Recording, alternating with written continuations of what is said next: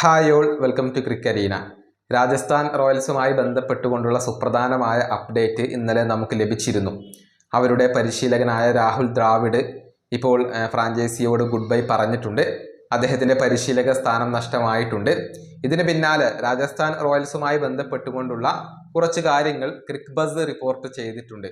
അതായത് രാജസ്ഥാൻ റോയൽസിന്റെ ക്യാമ്പിൽ അഥവാ അവരുടെ ടീമിനകത്ത് ചില ഭിന്നതകളൊക്കെ ഉടലെടുത്തിട്ടുണ്ട് എന്നാണ് ഇവർ റിപ്പോർട്ട് ചെയ്തിട്ടുള്ളത്. അത്തരത്തിലുള്ള റിപ്പോർട്ടുകൾ നേരത്തെ പുറത്തേക്ക് വന്നതാണ്. അതായത് കഴിഞ്ഞ സീസണിൽ മോശം പ്രകടനമാണ് രാജസ്ഥാൻ നടത്തിയിട്ടുള്ളത്. അതോടുകൂടി ഒരുപാട് റൂമറുകൾ പുറത്തേക്ക് വന്നിരുന്നു. അവരുടെ ഫ്രാഞ്ചൈസിക്കകത്ത് കാര്യമായ പ്രശ്നങ്ങൾ ഉണ്ട്. അതുകൊണ്ട് തന്നെയാണ് സഞ്ജു സാംസൺ രാജസ്ഥാൻ റോയൽസ് വിടാൻ തീരുമാനിച്ചതും അതിനുള്ള അനുമതി അദ്ദേഹം തേടിയിരുന്നു. പക്ഷേ ഇപ്പോൾ അതുമായി ബന്ധപ്പെട്ടുകൊണ്ടുള്ള അപ്ഡേറ്റുകൾ വരുന്നില്ല. ഏതായാലും ക്രിക്ബസ് പറഞ്ഞത് രാജസ്ഥാൻ ടീമിനകത്ത് ചില പ്രശ്നങ്ങളുണ്ട്. ആ ഒരു ടീമിനകത്ത് തന്നെ 3 ഗ്രൂപ്പുകൾ ഉടലെടുത്തു കഴിഞ്ഞിട്ടുണ്ട്, 3 അഭിപ്രായക്കാർ ഉടലെടുത്തു കഴിഞ്ഞിട്ടുണ്ട് എന്നാണ് ക്രിക്ബസ് റിപ്പോർട്ട് ചെയ്തിട്ടുള്ളത്. ഒന്നാമത്തെ ഗ്രൂപ്പ് അത് റിയാൻ പരാഗിന്റെ ഗ്രൂപ്പാണ്. അതായത് ടീമിന്റെ ലീഡർ ആയിക്കൊണ്ട് പലരും കാണുന്നത് റിയാൻ പരാഗിനെയാണ്.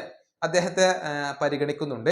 അദ്ദേഹത്തെ ക്യാപ്റ്റൻ ആക്കണം, അതല്ലെങ്കിൽ ഭാവിയിലെ ലീഡർ അദ്ദേഹമാണ്, അദ്ദേഹത്തിന് പ്രാധാന്യം നൽകണം എന്നാണ് ഒരു ഗ്രൂപ്പ് വിശ്വസിച്ച് പോകുന്നത്. രണ്ടാമത്തെ ഗ്രൂപ്പ് അത് യശസ്വി ജയ്സ്വാളിന്റെ ഗ്രൂപ്പാണ്.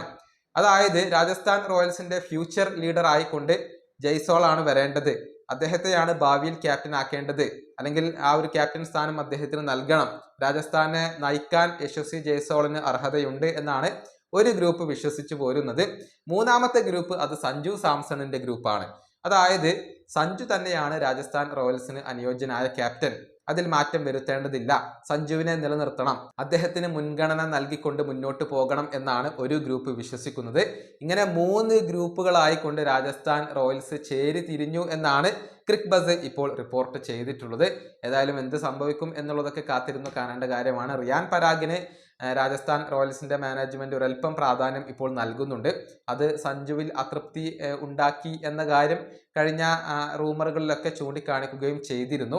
ഏതായാലും രാഹുൽ ദ്രാവിഡ് പുറത്തു പോയ സ്ഥിതിക്ക് സഞ്ജു സാംസൺ തുടരുമോ ഇല്ലയോ എന്നുള്ള കാര്യത്തിലൊക്കെ ആരാധകർക്ക് ഇപ്പോൾ സംശയങ്ങൾ നിലനിൽക്കുന്നുണ്ട്. രാജസ്ഥാൻ റോയൽസിന് സഞ്ജുവിനെ നിലനിർത്താൻ താല്പര്യമുണ്ട്, പക്ഷെ മറ്റു ചിലർക്ക് അക്കാര്യത്തിൽ വ്യത്യസ്ത അഭിപ്രായങ്ങളാണ് ഉള്ളത്. ഈ വീഡിയോ അവസാനിപ്പിക്കുന്നു. അടുത്തൊരു വീഡിയോ കാണാം.